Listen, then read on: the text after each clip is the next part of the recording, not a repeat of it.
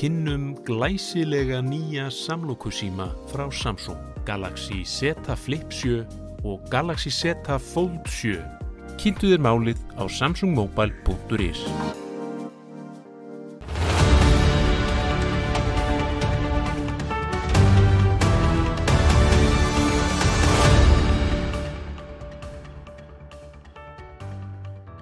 Já, komið þið sæl og blessuð og velkomin í Spursmál þennan mánudag, óvenjulegu þáttur, aukaþáttur sem að við skellum hér í að óvenjulegu tilefni. Á mánudaginn fyrir sléttri viku síðan var tilkynnt að flugfélagið Play væri farið veg allrar veraldar og 400 manns höfðu þá mist vinnuna. Það áfram þróun í gangi. Við sjáum að fleira fólk að missa vinnuna hjá fyrirtækjum sem að tengjast þjónustu við þetta mikla fyrirtæki. Það gengur alltaf mikið á þegar flugfélög fara á hausinn. Það höfum við séð oft í sögunni, ekki síst 2019 þegar WOW féll. Ég ætla að ræða þessi mál og hvernig þetta blasir við á þessum tímapunkti við tvo reynslubolta, þá Svein Andra Sveinsson sem að sáum að slíta eða gera upp þrotabú WOW og Steinloa Björnsson sem að hefur marga fjöruna sopið í flugrekstri síðustu áratugi. Ég ætla að fara hér yfir þetta með mér. Áður en því kemur allavega að fara í örstuttar auglýsingar, en ég verð að nýta tækifærið og óska Víkingum til hamingju með glæsilegan Íslandsmeistaratitil sem þeir lönduðu helgina. Það samgleðast allir liði sem að stendur jafn vel og þeir gera á þessum tímapunkti. Fylgist með. Nú fylgir glæsilegur kaupauki með nýjum samlokusímum frá Samsung. Kynntu þér málið á samsungmobile.is.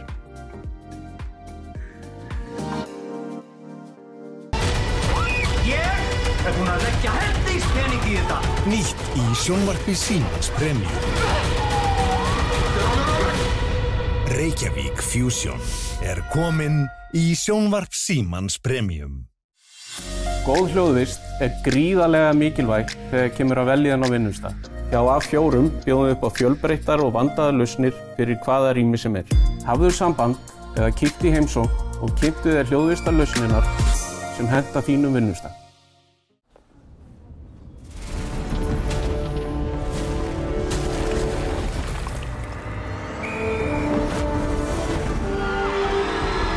Hvern langar þig að hitta í dag? Pennin Eymundsson. Ristnan á leiðinni niður. Gott eða slæmt? Cardio. Einfaldari útgjöld. Nú geturðu prófað litinn áður en þú málar. Voilà! Prófaðu mitt rými á húsa.is, húsasmiðjan. Vantar þig bílavarahluti? Á Polsen.is finnur þú bílavarahlutina út frá bílnúmeri. Velur viðeigandi varahluti og pantar. Við sendum allt land. Polsen.is. Lexus RX. Komdu og reynslögtu RX 450h Plus Plug-in Hybrid. Þín býður óviðjafnaleg upplifun. Lexus Kauptúni. Já, komið sæl að nýju. Þeir eru komnir hingað til minn. Þeir Svein Andri Sveinsson og Steinlogi Björnsson sem ég kynnti hér í upphafi þáttar og við ætlum að ræða hér stöðuna í kjölfar þess að Play fór á hausinn. Sælir, báðu tveir. Sæl. Þið hafið mjög ólíka sýn eða ólíka reynslu af flugrekstri. Steinn, þú hefur haft að verkefni að halda vélum á lofti og flytja varning og menn í áratugi. Já. Sveinn, aðkoman þín með dálítið óvenjulegra og óþægilegra móti.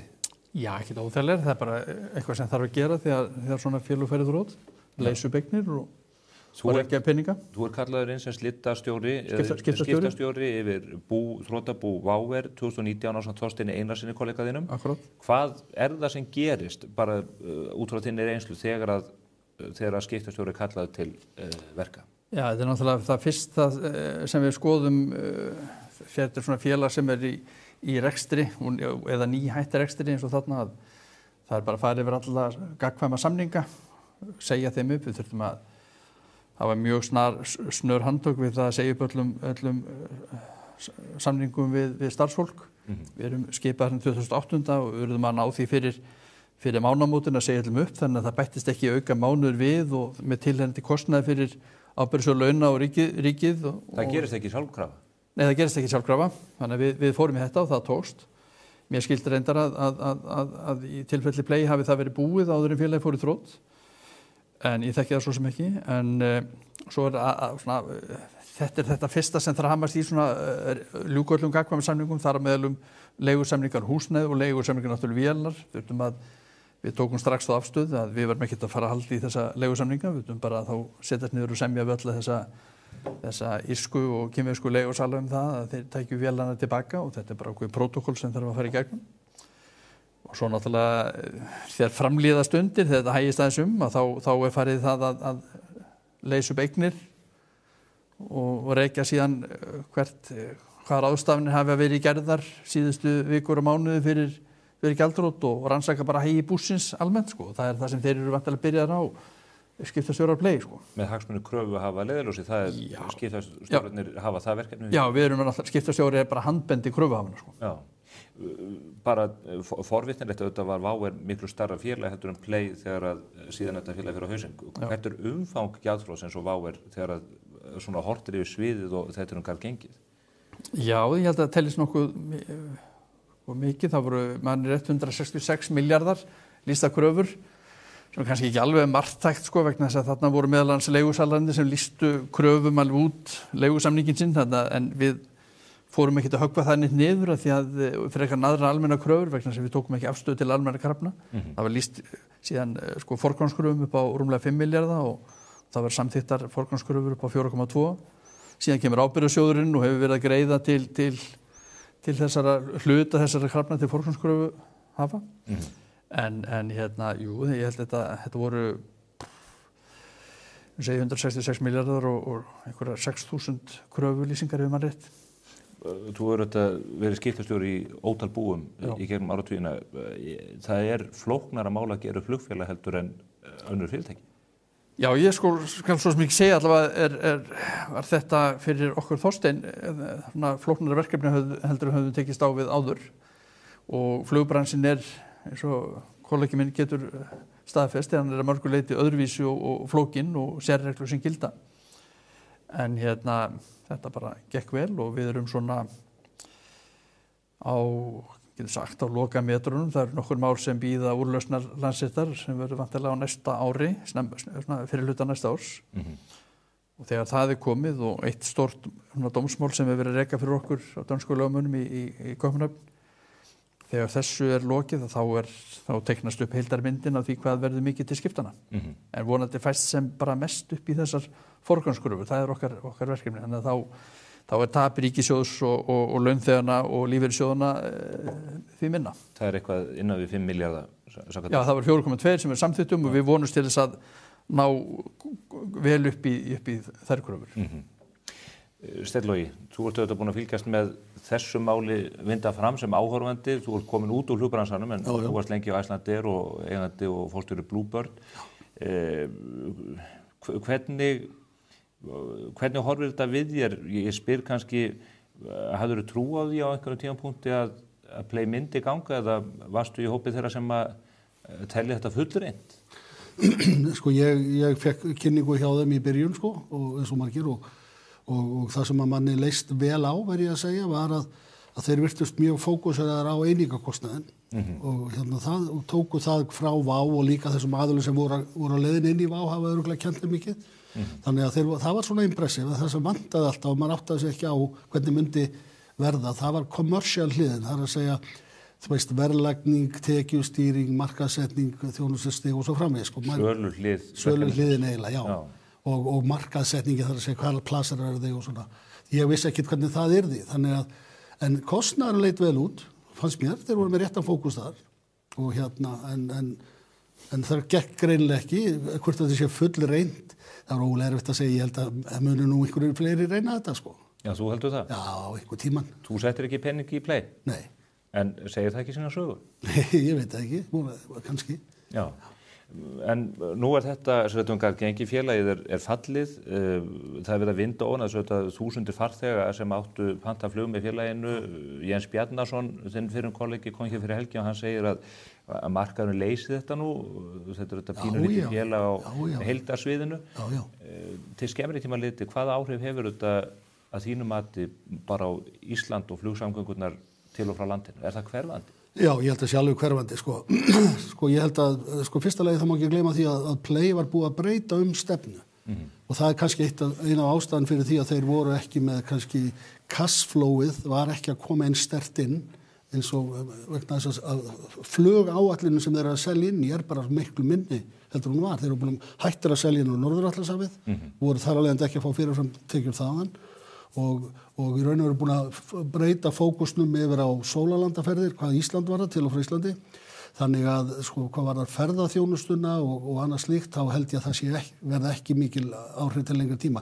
Og eins og þú bentir á, þá þetta bara allt önnur mynd heldur hún var hér áður fyrir. Þú ert með eitthvað 20 og eitthvað flugfélög sem að fljúga til og frá landinu og það fullt af tómum sætum þó að Icelandair segist vera og eru örugglega, ég kom nú með þeim í nótt frá Stokkólmi, eru vel bókaðir, allt fullt, en þetta er ekki stóra málið sko. Var þetta full vél frá Stokkólmi? Já, nokkurn veginn. Og ég held að það töluvert að strandfarþegum þar.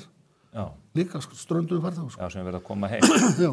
En nú hafa menn kvartað undan því að verðin hafi rokið upp og annað. Nú segir Icelandair bara þessi blóðu styrjöldum farmiða verðið. Já. Þetta eru þetta líka ólíki markaðir. Eitt að flytja fólk á milli heimsálfanna en annað til og frá Íslandi. Já. Eigum við vona því að sjá þetta í hækkandi fargjöldum og hækkandi verðbólgu þá? Já, mér finnst það bara eðlilegt að maður segi þetta í hækkandi fargjöldum vegna þess að það alveg ljóst að fargjöldin voru óraunhæft lág og sagan sýnir það bæði þegar WOW var hér að keppa við Icelandair og á þessum markaði og líka, öll þessi félög bara sem hafa verið. Það hefur alltaf þýtt það verðin eru þannig að það séu nánast ósjálfbar. Og þannig að ég held að sé bara mjög eðlilegt að þið hækki núna það. Bara ég meina hluthafar Icelandair hljóta að gera kröfu til þess. Þetta gott ár, það góðar aðstæður, gott umhverfi, ágætis eftirspurn og samt eru forræðar með Icelandair að segja að þeir veit ekki hvor með við núlið þeir verði afslok. Það náttúrulega ekki ásættanlegt og svo standaði frammi fyrir kjarasamningskröfum líka. Já. Þannig að ég ætla rétt að vona að fargjöldin fari nú aðeins að hækka. Já, þú vonar það? Já. Þannig sko þetta formað neytendasamtakan ekki við hliðnaður. Já, ég meina ég held að sagan sýni það að það skiptir okkur meira máli að vera með öruggar og góðar samgöngur heldur kannski 1000 kall meira eða minna í fargjaldinu sko. Já. Það bara svolítið, ég veit alveg að það meira hagsmunir. Já.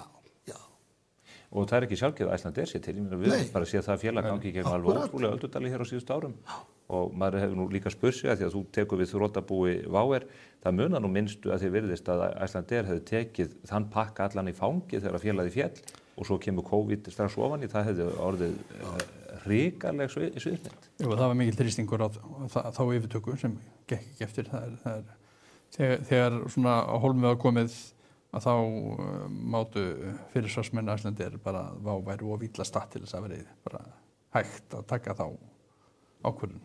Og þú þefaðir ofan í þann kopp, varstu sammála því? Já, svona svo miklu leyti sem mitt þefskinn dómbært en já, þetta var félag var gríðarlega skuldsett þannig að bæði Icelandair og svo aftur Indigo Partners þeir féllu frá báðir vegna þess að þetta var orðið alltof illa statt sko. Og þungur baggi. Já. Nú eru menn að skoða og ræða talsvert nýja fjármögnun sem að kom inn í Play á loka metrónum bara mánuði áður en að félagið fellur. Það á 3 milljarð sem að veittir þarna inn í nýju fé. Það virðist vera sem að mörgum hafi komið í opna skjöldafélagi fall á þessum tímapunkti í ljós þess hversu stutti síðan að þetta mikla fé komið þarna inn. Er einhverja líkur á að þessi peningur hafi verið brunnin upp á þessu skap? Ég get ekki ímynda mér það ef þetta var að koma þarna inn í ágúst 2,8 milljarðar. Þetta eiginlega það sem mér fannst furðulegast. Þess vegna átti ég alls ekki vona að þeir væri að fara núna. Það sko eigendur og stjórnendur félagsins hafa ekkert farið í neina grafgötu með það að það hefur gengið illa. Þeir hafa alveg verið heiðarlegir og alltaf upplýst markaðinn enda náttúrulega félagiskar á. En þeir hafa upplýst markaðinn alltaf hversu að gengið illa hvað tapið og svo framvegis.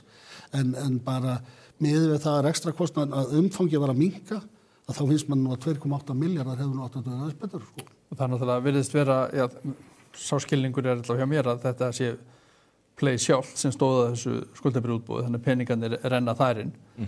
Það vantarlega þá bara, það verður verkefni í skiptastjóra að eins og menn ger alltaf í þessu, hvort sem það eru stóri eða lítil þrotabú, að rekja slóðu peningarna, menna var þeim öllum ráðstafað bara með eðlum hætti til greiðslu krafna eða var kröfuhöfum mismunað eða var þeim ráðstafað með einhverjum hætti sem sko brýtur gegn þessari meginreglu gjaldþrotaréttarins jafnræði kröfuhafa.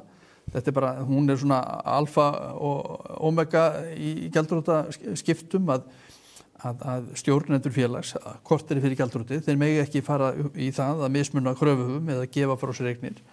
Og það það sem skiptastjóri gengur úr skuggum, þannig að bara við gefum okkur það að þetta hefði allt saman verið normalt, en þetta auðvitað það sem skiptastjóri þarf að rannsaka. Það það sem skoðað. Já. En ef að þetta myndirðu meta það svo, ef þessum peningum hefur verið fleytt áfram í félagum öllu eitthvað slíkt, það eitthvað sem að menn munu þá ganga á og höggva á og reyna að rifta? Já, eins og segi, ef sko reglan þessi að forsvarsmenn félags sem á fyrirsjáanlega færi þrot. Þeir mega ekki mismuna kröfuhöfum annars vegar og svo mega þeir ekki sko gefa frá sér peningana. Þannig að allar slíkar ráðstafanir sem brjóta gegn þessum prinsipum, þeim geta skiptastjóri rift. En nú tek ég fram, ég veit ekki hvernig þetta bara það sem mín ágætu kollegar að rannsaka dagana. En það virðist vera eins og að ákvæðin í þessu útboði hafi gert ráð fyrir möguleika á ákveðinni yfirfærslu menn öðlust ákveðin réttindi í hinu maltverska félagi með þáttöku í þessu útboði. Já, og það eins og ég hef skilið þetta, þá virðist hafa verið skuldabréfa þátttakendur hafa haft veð í, sem kröfuhafar haft veð í þessu dótturfélagi, vissulega óhefðbundið en ekkert sem bannar það. Nei. En þá reynir þar á nokkur atriði sem skiptastjórar á nefa líka skoða fyrir utan það ekki að slóð peningana og þeim hafa öllum verið ráðstafað eðlum hætti. Þá skoða þeir auðvitað líka hvers virði þetta dótturfélag og allt sem því tilheyrir, leigusamningur og svo framins, gefum okkur að leigusamningarnir fari þarna undir. Hvers virði þessi pakki fyrir skuldabréfunduna? Og svo það þessi spurning, á hvað verði eru þá skuldabréf eigendurnar að yfirtaka þetta félag. Þetta bara svona svipað svo við tökum svona einfalt dæmi að ef við með 100 milljón króna hús og 15 milljón króna krafa, þú getur ekki leyst til þín 100 milljón króna húsið á 50 milljónir. Difference, það alltaf þannig einhver difference og þá það spurning, einhver difference? Og ef svo þá væntanlega myndur nú þrotabúið gera tilkall til þess. Vegna þess að það sé eitthvað sem ætti að ganga þá til jafnra skipta kröfuhafana. Já. Þannig að menn geta ekki í raun tekið óeðlilega hlutdeild úr uppgjörinu. Akkúrat. Ég fór nú bara aðeins að hugsa, ég skrifaði nú litla bók ævintýri á sínum tíma. Mjög fín bók. Þú vantar framhaldið á henni? Þakka þér fyrir, já, það seinna bindið væntanlegt í jólabókaflóðinu. Þar atriði eða mál sem að maður velti fyrir sig hvort að eigi sér einhvers konar samsörunís og það skuldabréfaútboð sem var réðist í september 2018. Og þá fyrirtækið komið í mjög þrönga stöð og var og vonar völ alla þessa mánuði. Finnst þér þú sjá einhvers konar samjöfnuð eða rýmar þetta einhvern veginn? Já, sko, nú þetta skuldabréfaútboð sem átti sér stað, það bara það svo nýtt, það svo glæði nýtt. Það það sem og ég veit ekki hvort að það náðist að borga eitthvað inn á þessar kröfur í tilfelli Play. En það sem sló okkur dálítið mikið í þessu skuldabréfaútboði hjá Vá var að sko það náðist ekki einu svona að borga fyrsta vaxtagjaldagan. Samt átti að vera sko frátekni peningar til þess að tryggja það að það alltaf til fyrir fyrstu vaxtaáborguninni. Skuldabréfaútboðinu hjá Vá lýkur í lok september. Í byrjun október sko byrja fundahöld með Icelandair sko.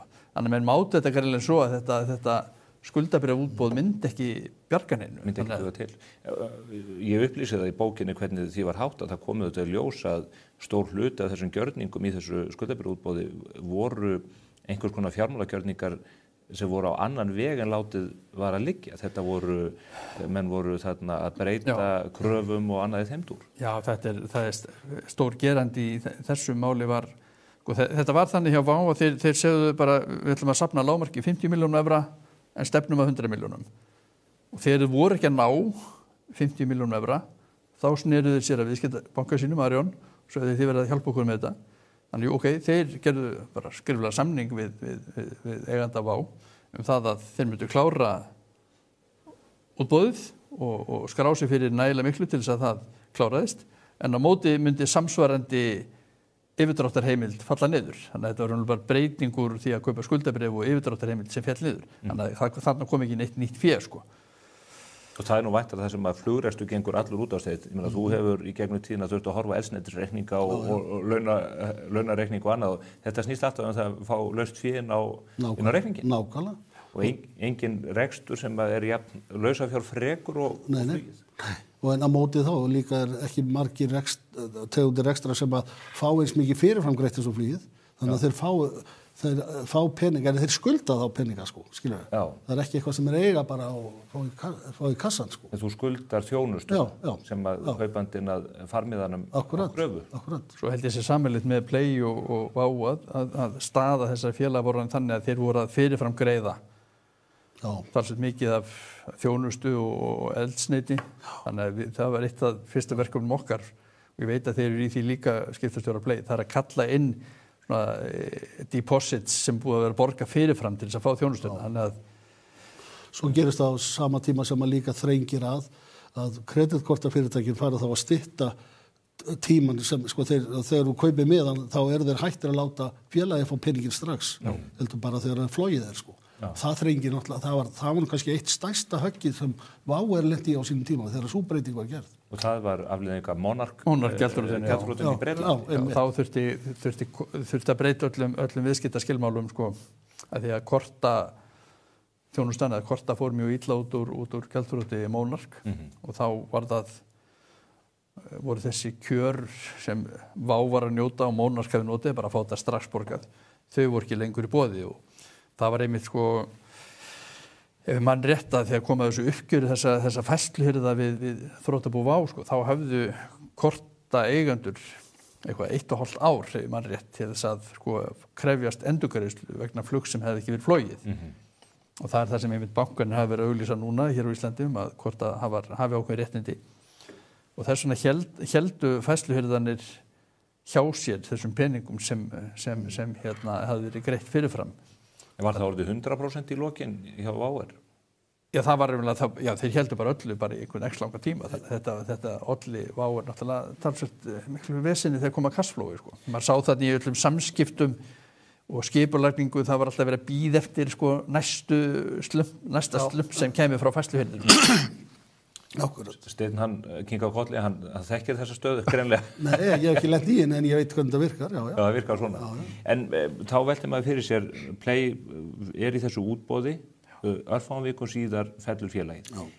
Eru einhverju þetta getur gerst mjög hratt, það getur verið að menn hafi verið bara í góðri trú að safna þessum peningum, síðan snýst staðan, það var þetta formaður félagsins atvinnuflugmanna, hann fór í mjög harðan slag við á opinberlega, það voru margir sem ókyrrðust út af því, það er mögulegt að það sé einhverjir aðrir atburðir sem ekki eru komin fram opinberlega sem hafi þrengt að lausafjárstöðu félagsins. Já, sko það hefur komið fram að þeir átt að fara að greiða, held ég, tæpan milljarð í kolefnisjöfnunargjöld.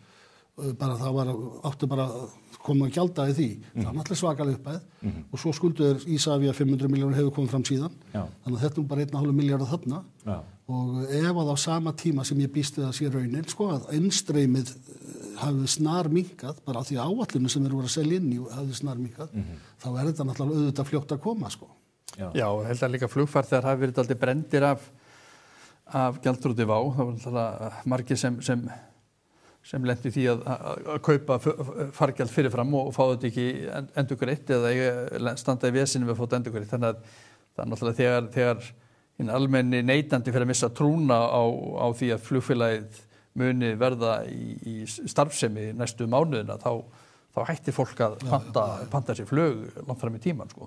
Það er náttúrulega martröð fyrir flugrekandar. Svo formaður félagsatvinnuflugmanna, hann var mjög berorður í því að segja að þeir myndu bara, menn ætti ekki að kaupa miða því að þeir myndu ekki lifa þetta af. Það náttúrulega hefur sín áhrif. Orkar það ekki tvímarið þegar maður í hans stöðu og starfsmaður samkeppnisaðilans stígur svona, er þetta ekki... Ég held að hann hafði ekki sagt þetta sem starfsmaður samkeppnisaðilans en sem formaður FÍA, ég meina, það má alveg segja það, en hann ég held að hann alls ekki verið að tala fyrir hann Icelandair, sko. Nei, það hefur komið fram, en það er ekki ólíklegt að þessi hörðu hafi haft sín áhrif. Já, klárlega. Talandi kolefnisgjöldin, við vorum að fjalla það hér í spursmálum á föstudag og reyndar á vefnum í morgun að það eins og að Ísland hafi ekki staðið alveg vörðum sína ýtrustu hagsmuni þegar kom að setningu löggjafarinnar frá ESB þessi mál. Þetta var líka dálítið atriði í falli WOW. Það allavega þegar ég skrifaði bókina þá virtist vera sem að þessar kolefniseiningar hefðu einfallega verið seldar út úr fyrirtækinu að það fjær. Jú, það stemmir. Og Umhverfisstofnun reyndi einhvern veginn að snúa því tilbaka en það var ekki tækt. Þetta var bara einhver sala sem hafði átt sér stað áður en félagið var tekið til gjaldþrotaskipta. Þannig að þetta... Voru það miklu fjármunir? Það voru einhver 100 milljónir þarna. Ég man ekki þessa tölu. Þorsteinn rak þennan ágreining gagnvart Umhverfisstofnun sko. Og við höfðum sigur þar sko. En hvaða reglur gilda, svo við áttum okkur líka á því, stjórnir fyrirtækja og forsvarsmenn daglegs reksturs, þeim ber skylda til að leggja fyrirtæki inn til gjaldþrotaskipta þegar sýnt þykir að ekki verði lengra gengið. Maður hefur það tilfinninguna að í rekstri sem þessum að þá séu menn kannski stundum að haldi menn of lengi í vonina. Já, þetta bara í þessum rekstri svo öðrum, þá er síðasta korterið, við getum orðað sem svo, í rekstri fyrirtækisins mjög viðkvæmur og það er þessi skylda og stjórnendum og stjórnarmönnum að gefa félag upp til gjaldþrotaskipta ef það er orðið ógjaldfært. Og nú þekki ekki nákvæmlega þessar tölur í tilfelli Play, hvort að það var orðið ógjaldfært á einhverjum tímapunkti, ég þekki það ekki, sko, en í tilfelli WOW að þá var félagið orðið talsvert löngu áður orðið ógjaldfært í skilningi gjaldþrotalagana og við með niðurstöðu dómkvads matsmanns það. En það fellur 28. mars. Fellur 28. mars. Hvað er þetta langur tími sem líður? Og já, sko, mann rétt að þá var niðurstaða hans að félagið hefði verið orðið ógjaldfært í þeim skilningi að það ætti ekki fyrir eignir fyrir skuldum og það verið ekki fyrirsjáanlegt að það myndi breytast. Ef mann rétt að þá var hann þarna í október eða nóvember árið á undan. Við setjum í fyrirværi, ég man ekki þessar dagsetningar, sko. En það er þó mörgum mánuð. Já. Og það er en héraðsdómur taldi í því tilviki að stjórnendur hefði verið að í heiðarlegri baráttu verið að bjarga fyrirtækinu. Okkar mat var það hefði haldið áfram of lengi vegna sem en halda of lengi áfram með félag sem er komið í þrot. Þá eru þeir að auka tjón kröfuhafana, sko. Það eykst bara dag frá degi. Því að sko tapreksturinn 2018 var gríðarlegur, tapreksturinn fyrstu 2 mánuði ársins 2019 var svakalegur. Þannig að það eykst bara tjónið sem kröfuhafana verða fyrir, hvort sem það er skatturinn eða verkalýðsfélög eða launþegar og svo framvegis og bara byrgjar og viðskiptavinir. Þess vegna er svo mikilvægt að stoppa. En er það ekki mannlegu eðli? Að reyna, er það ekki... Jú, vissulega, sko, einhvers stað verða menn voru bara frá klukkutíma til klukkutíma að bjarga hlutunum og svo er það bara þegar ein vél var kyrrsett þarna í mannrétt í Kanada, þá hrundi allt eins og dóminó, sko. Á örfáum klukkutíma? Já. Steinn-Logi, langar til að spyrja þig út í áhugavert mál. Við vöknum hér á föstudagsmorgni og þá er bara aðfaranótt föstudags búið að setja nýja reglugerð. Já, það var skrítið. Sem samgönguráðuneytið setur og tilkynnt yfir nótt. Það er ekki annað að skilja en að þar hafi menn breytt reglugerð þannig að eiginlega eigendur eða þeir sem eru skráðir fyrir vélunum sem eru í íslensku loftfaraskráni, þeir verða ekki aðeins að gera upp skuldir sína við Samgöngustofu, heldur einnig Isavia. Það er verið að þrengja að í raun og veru þessum aðlum að þeir virðist eftirfall félagsins. Já. Hvernig horfir þetta við? Ég skil þetta ekki vegna þess að nú er ákveðin rammi utan þessa hluti sem heitir Höfðaborgar sáttmálinn, Cape Town Convention, sem það sem sérstaklega er fjallað það sáttmáli er til þess að tryggja verðmæti mobile assets sem kallað er. Hreyfanlegum dýrum hlutum sem á milli landa og sérstaklega eru flugvélar þarna undir, sko. Og þar er sérstakt ákvæði það að þegar gjaldþrot verður eða vanskil þá eru leigusalar og fjármögnunaraðilar eigendur vélana mjög vel tryggðir og þeir eiga í raun og vera að geta komið bara inn og jafnvel sko án undangengins dóms tekið vélarnar og farið með þær. En meiri hreyfanleiki fyrir kröfuhafana. Já, og búið að, og í þessum sáttmála þá liggur það er svo 60 daga regla sem að skiptastjóri hefur til þess að annarkvort virða leigusamningana og borga, þú veist, og reyna að halda þeim lifandi eða skila vélanum. En svo til viðbóta við þetta þá eru alltaf mjög ítalega ákvæði í leigusamningunum sjálfum sem að overræta þetta í raun og þetta er svona, það má segja að þetta sé hið lagalega, alþjóðlega lagalega umhverfi sem tryggir fjármögnunaraðila en svo til viðbóturinn í leigusamningunum eru þrengri ákvæði þar sem að þeir geta gjaldfært samningana út af ýmsum öðrum ástæðum og það er alveg ljóst samkvæmt þeim samningum að það getur enginn gert neitt við flugvélarnar nema með þeirra leyfi. Það er ekki þetta að taka veði eða gera neitt svoleiðis eða enga snúninga og það er bara þá getur leigusalinn eða eigandi vélarinnar bara gert hvað sem og í raun og veru getur hann, til dæmis eins og þeir með þeir ákvaðu bara að skila vélunum strax og það er yfirleitt gert þegar svona þá geta menn yfirleitt strax nálgast vélarnar. Já, bara losa út, þannig að það vandamál úr sögunni. Þessi höfuðborgarsáttmáli, hann er samþykktur að hann tekur gildi gagnvart Íslandi 2019, ef ég man rétt eftir að WOW fellur. Og það er vegna áeggjunar okkar sem voru þá í flugrekstri. Það var sem sagt þetta er alltaf gerð krafum þetta í leigusamningum og hefur verið gert alla tíð. Við hins vegar svona einhvern veginn gátum humma þetta fram á okkur en þá þurftum við að vera með einhverjar öruggari tryggingar eða verri kjör. Skilur það er bara svoleiðis.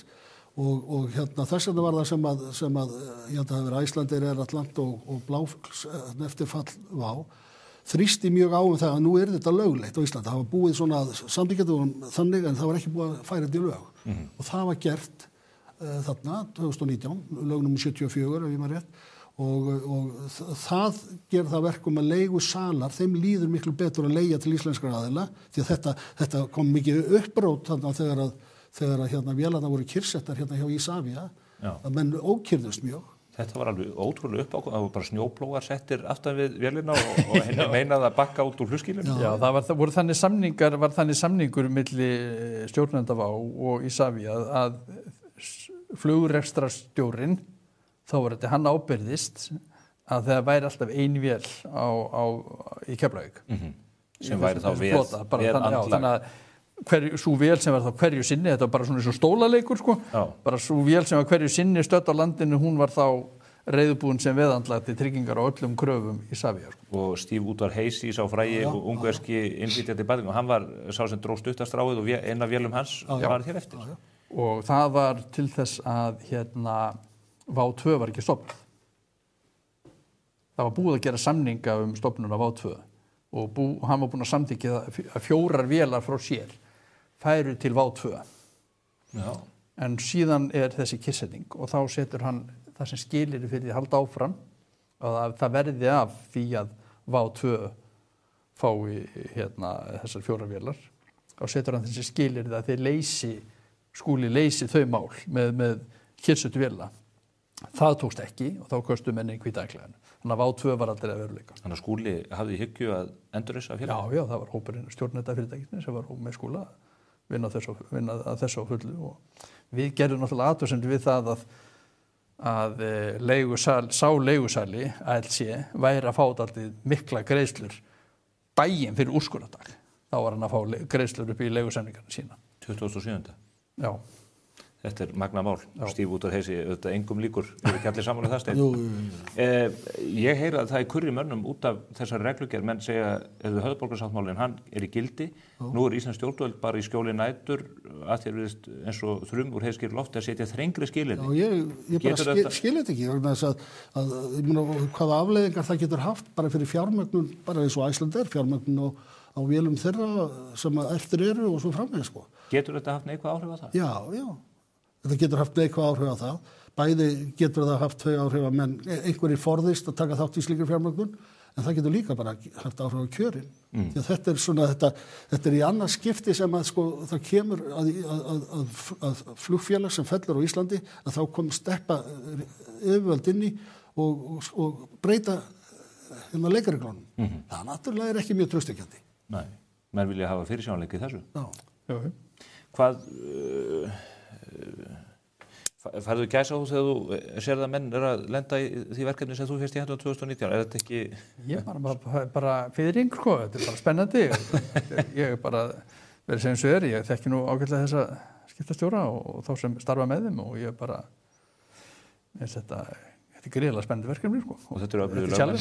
Já, þetta eru öflugir lögmenn og menn líka á bakvið þá sem vinna með þeim, sko. Traustfólk. Við náttúrulega, ég og Þorsteinn, við unnum þannig að við réðum til okkar, sko, hæfa kollega, sko, og sérfræðinga til þess að vinna með okkur. Þetta var alveg fjölmenn teymi sem vann við skipti á Vá, þó við vorum tveir bara skiptastjórar. Þannig er það sama með í þessu tilviki. Þetta er bara teymi sem fer í þetta. Ég er örugglega viss að ég trúi að þetta sé svona 10+ manns sem að vinna í þessu. Þetta er ekki 2 manna verk? Nei. 2 manna tak eins og sagt í flutningum? Nei. Steinn, rétt í lokin. Þú ert komin út úr fluggeranum. Hvernig líst þér á stöðuna? Jens segir að það sé blóðbað á þessum markaði yfir hafið. Já. Er Icelandair á vetursetjandi? Já. Icelandair er alveg á vetursetjandi. Ég held að vandamáli, sko, sem að íslensku flugfélögin hafa verið með og stóra vandamáli bara hvað þetta er lítið heimamarkaður. Hvað markaðurinn er smár. Hann hefur stækkað mikið út af túrismannum til og frá Íslandi, en þetta gerði það verkum að þegar að félög eru stofnuð, að þá byrjuðu alltaf til þess að ná í aukna stærðarhagkvæmni, að fara út fyrir þennan litla markað, eðlilega kannski, til þess að ná í aukna stærðarhagkvæmni. En það gera þau kannski áður en búin að koma sér upp nafni eða einhvers konar þekkingu, þannig að þau fara út á markaðin og eina vopni sem þau hafa er bara lægsta verð. Já. Og svo leiðast menn bara áfram út í þetta og svo stækkar og fjölgar vélum alveg mjög hratt og alltaf bara treysta lægsta verðið. Og það auðvitað gengur ekki upp, en því það versta við þetta er það að þetta virðist alltaf hafa meiri áhrif á Icelandair heldur en nokkurt annað félag til þess á hafinu, sko. Og þannig að þetta er alltaf að klóra augun hvorur öðrum, sko, þessi íslensku aðilar, þannig að þegar þeir koma inn og þá fer allt á stað, sko. Já. Þannig að það er synd, en ég held að samt að síðasta flugfélagi sé nú ekki stofnað, sko. Nei. Kannski að Vá 2 fara einhvern tíðan á loft ef að Steve Hasey opnar augun. Valla á þessu. Takk fyrir kærlega fyrir komuna, Steinn Logi Björnsson, Sveinn Andri Sveinsson. Takk fyrir. Við ljúkum þá þessum aukaþætta spursmálum í tilefni þessara miklu tíðinda af þessu sviði, mikilvæga sviði sem að snertir okkur öll, flugbransinn. Þetta eru ekki bara fólksflutningar, þetta eru líka vöruflutningar til og frá landinu. Við erum að flytja ferskan fisk, vitt og breytt heiminn og þannig mætti áfram telja. Ég minni ykkur líka á bókaklúbb Spursmála. Ég kynnti hér á föstudaginn bók októbermánaðar, We Need to Talk About Xi. Sú bók fjallar Xi Jinping, valdamestamann í heimi. Hann fer fyrir kínverska alþýðulýðveldinu. Við ætlum að fjalla hann og þessa bók á síðum Morgunblaðsins núna á komandi vikum. Undir lok mánaðar ætla klúbbfélagar að hittast á vinnustofu Kjarvals og ræða efni bókarinnar og af hverju Íslendingar þurfa jafn langt og við búum nú frá Kína að hafa augun á þessum mikla leiðtoga og ríkinu sem hann fer fyrir. Hafið þið góðan dag og takk fyrir samveruna í dag.